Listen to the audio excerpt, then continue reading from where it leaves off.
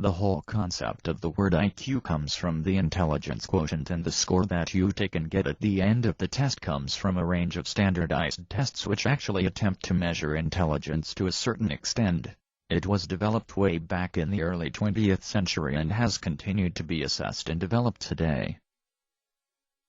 The IQ test is especially famous among parents to subject their kids to find out if they have the next back in the family. When you are trying to measure your own or perhaps the intelligence of your child, you might want to take into consideration the fact that heritability is always there as a factor that can and will influence the development of the intelligence of a child, and while high heritability may be a factor in a child or someone attaining high scores, it does not mean that the environment around them will have no effect on their own personal development.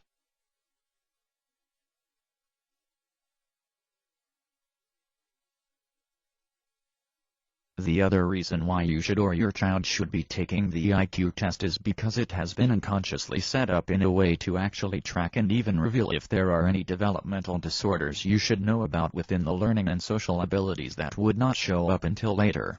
Especially true in the case of people who have been suffering from developmental disorders like mild autism spectrum and did not even know about it. This test is especially useful in tracking and even creating a situation where a prognosis can be achieved. With this new information, you can then prevent the syndrome from spreading too far and wide and stopping it before it becomes a serious problem to the person afflicted.